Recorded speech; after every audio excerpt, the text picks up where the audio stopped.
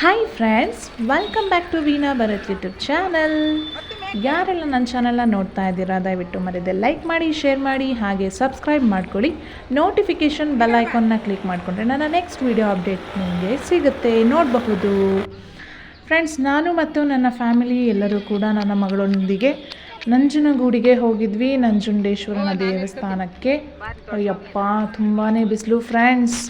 ನನಗಂತೂ ಸಾಕಪ್ಪ ಅಂತ ಅನ್ನಿಸ್ಬಿಡ್ತು ನನ್ನ ಮಗಳನ್ನ ಕರ್ಕೊಂಡೋಗಿ.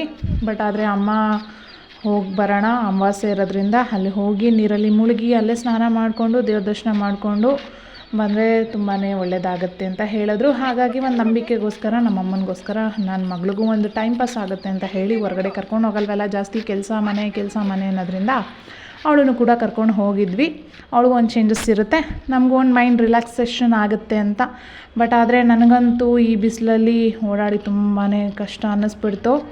ನನ್ನ ಮಗಳು ನೋಡಿ ಹೇಗೆ ಹಾಕ್ಕೊಂಡು ಹಿಂಗೆ ನೋಡಿ, ನಾಯಿ ಅಲ್ಲೊಂದು ಆಟ ಆಡ್ತಾಯಿತ್ತು, ಅದನ್ನು ನೋಡಿ ಆಡ್ಕೋತಾ ಇದ್ದಾಳೆ ಈ ರೀತಿ. ನನ್ನ ಮಗಳಂತೂ ಯಾರು ಹೇಗೆಲ್ಲ ಮಾಡ್ತಾರೆ ಅದೇ ರೀತಿ ಇಮಿಟೇಟ್ ಮಾಡಬೇಕು ಅಂತ ತುಂಬಾ ಆಸೆ ಪಡ್ತಾಳೆ ಫ್ರೆಂಡ್ಸ್.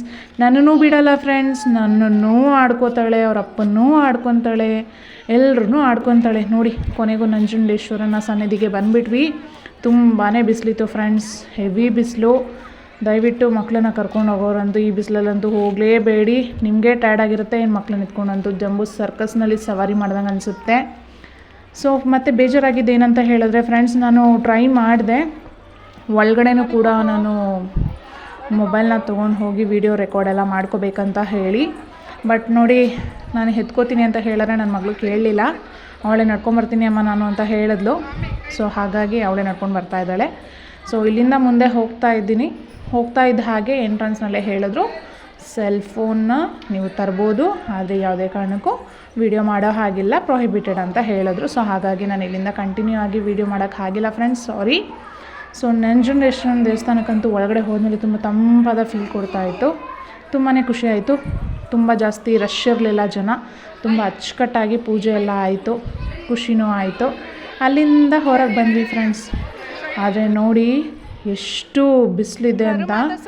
ಅಲ್ಲಿಂದ ಹೊರಗೆ ಬರ್ತಿದ್ದಂಗೆ ಅದ್ರ ಆಪೋಸಿಟ್ಟಲ್ಲಿ ನಿಮಗೆ ಒಂದು ಕೈಗೆ ಧೂಪ ಹಾಕಿ ಅಂತ ಹೇಳಿ ಕೊಡ್ತಾರೆ. ಅಲ್ಲಿ ಪುಟ್ಟಾಡಿ ಒಂದು ಕ್ಯೂಟ್ ಆಗಿರೋ ಕರು ಇತ್ತು. ನನ್ನ ಮಗಳು ನೋಡಿದ ತಕ್ಷಣ ತುಂಬ ಖುಷಿ ಬಿಡ್ಲು, ಅಮ್ಮ ಕರು ಪಾಪು ಅಂತ. ನೋಡಿ, ಅವಳು ಇಷ್ಟೆಲ್ಲ ತೀಟೆ ಮಾಡ್ತಿದ್ದಾಳೆ, ಕ್ವಾಟ್ಲೆ ಕೊಡ್ತಿದ್ದಾಳೆ, ಹಂಗೆ ಅದು ತುಂಬಾ ಜಾಸ್ತಿ ಮುದ್ದು ಮಾಡ್ತಿದ್ದಾಳೆ. ಅದು ಎಷ್ಟು ಸೈಲೆಂಟಾಗಿದೆ ಅಂತ, ಎಷ್ಟು ಕ್ಯೂಟ್ ಅನ್ನಿಸ್ತು ಗೊತ್ತಾ. ನನ್ನ ಮಗಳಂಗೆ ಅವಳು ಮಗಳು ಥರನೇ ಕಾಣಿಸ್ತಾ ಇದ್ಲು.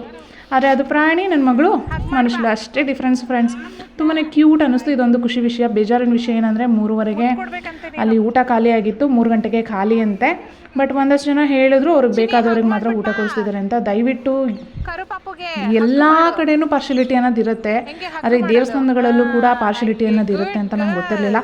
ಇದು ಕೇಳಿ ತುಂಬ ಮನಸ್ಸಿಗೆ ಬೇಜಾರಾಯಿತು.